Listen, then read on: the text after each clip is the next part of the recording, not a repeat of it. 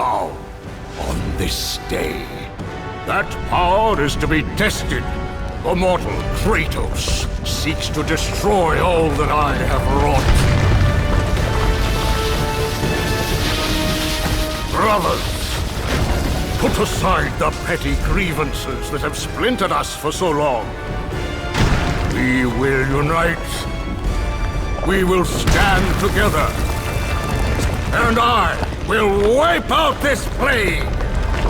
Olympus will prevail.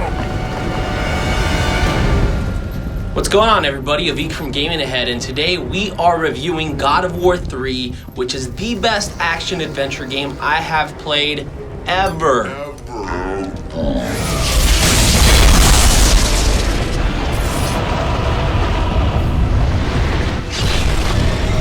Sony Santa Monica once again has nailed it with God of War 3.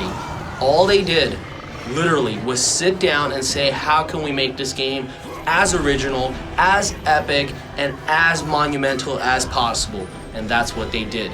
They set out to bring a game that drops your jaw as soon as you start the game.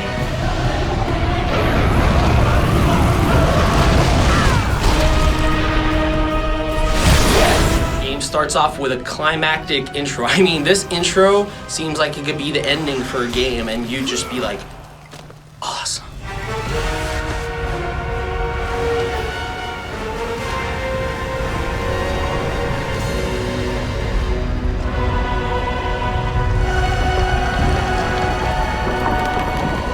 If you're into the action genre games, if you're into the adventure, the story-driven games, this game will leave you breathless. First of all, everything is in-game that you're seeing, guys. In-game. They used to barely do this with CG like 5-6 years ago. And here we are, playing these, moments in the game that are so unbelievable. The hands of death could not defeat me. The sisters of fate could not hold me. And you will not see the end of this day. I will have my revenge! There's barely any type of loading. I mean, I didn't even realize any loading at all. You just keep going. And the fact that each moment, all the way to the end, is so good. These are the type of titles we expect. And I've been playing a lot of titles, in the past couple years. But this is a title that really, solidifies what the action genre should be, can be, and will be down the line. Interesting. I will keep that in mind, Spartan. As I mentioned before, the visuals are just a work. You guys gotta see this. Technologically, it is incredible. The camera system is beautiful, smooth, transitions so well from like your combat back to the scenery, back to something specific you need to see, a clue to a puzzle, whatever it might be. All these little, subtle changes and upgrades that the game has received is just awesome. The lighting effects also in God of War 3 are some of the best we've seen. We've seen an example of the volumetric lighting with Final Fantasy 13 and such titles that are about to just come out, like Alan Wake and stuff. But God of War 3 does it, and does it so well. You could tell that the power of the PS3 is being pushed, and some of the parts visually are just stunning, memorable. You're just gonna, want to show it off to people that you know. Defeat Zeus, Spartan. You will forfeit your life in trying. There's this really incredible scene with lighting and control and all that cool stuff where Helios just like exposes himself like the sun. So he's just ultimate brightness right now. And what you're doing is, you're Kratos, and you have your right hand up, and you're actually controlling your right hand with the right stick. And what you're trying to do is just block off the rays of Helios as you walk towards him as close as you could get. And once you get close enough, obviously, you just ravish his ass. The more time you take to go through the game and figure out all the puzzles and really be adventurous and try to get all the secrets and all that stuff, you're going to be rewarded in this game. When you take your time and you play through it without rushing through it, you're going to find a lot of hidden secrets. With these hidden secrets, all they're going to do is they're either going to help you maximize your health, help you maximize your magic, or help you maximize your item use.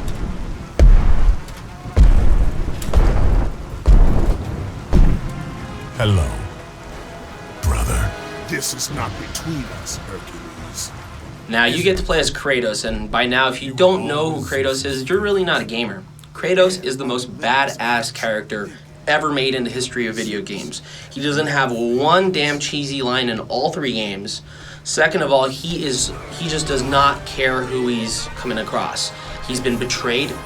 He has, you know, he lost his family, and it's all due to the gods. He's just after anybody with no sense of fear. How about that? Let's put it that way.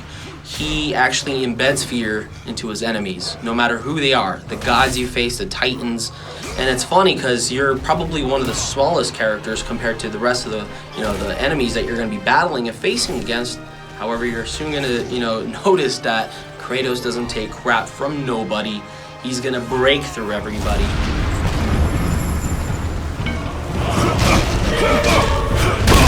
Another thing God of War 3 does so remarkably is the scale in the game. Whether you're scaling a giant wall, or you're fighting a Colossus Titan, or you're fighting a god who transforms himself into something way more massive. Whatever the situation is, anytime the camera goes all the way to Kratos, it's just this seamless detail sprouting towards your face. A camera could be way far away where you see Kratos, you see yourself as like this tiny speck, and you're just looking at the atmosphere, the surroundings, and the scenarios, and you're just like, wow. Wait here.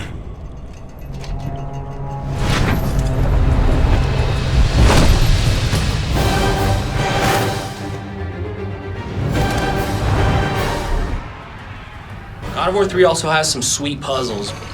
These are puzzles that will never frustrate you because they're not that difficult. Some might take you a little, you know, more time than the others, but the majority of them are just really fun. They either are involved with scale, or they're involved with, you know, pulling levers, or, you know, getting something timed right. You know, whatever the case is, all the puzzles fit in the game. They're fun. They're a good break away from the combat.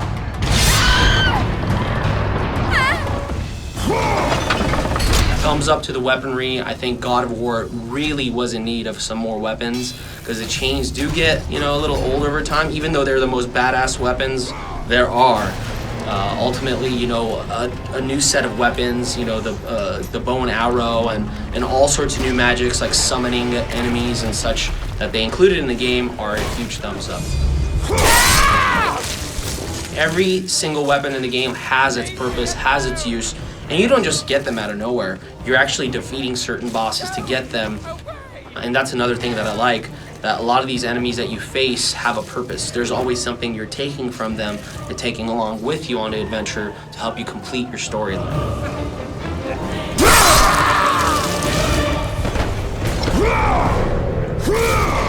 Gameplay elements were added to the combat to just make it move along better and ultimately have this experience while you're combating for it not to get boring. I mean, I'm playing through the game for the 3rd time now, and the combat is awesome, and it's only getting better. The better I get at it, the better it's getting.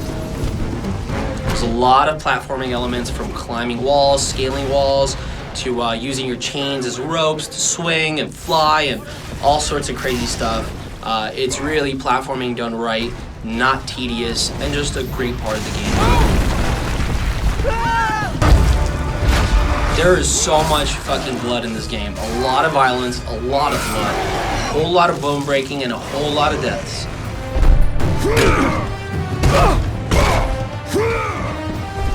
Sony Santa Monica, I love you guys. You guys gave me a game that I wanted, a game that I will play forever, and a game that I will recommend to people as long as the PS3 is still around. Huge thumbs up from Gaming Ahead, huge recommendations. You will see this title at the end of the year for a Best of the Year award show. And that's that. A week from Gaming Ahead, God of War 3 reviewed.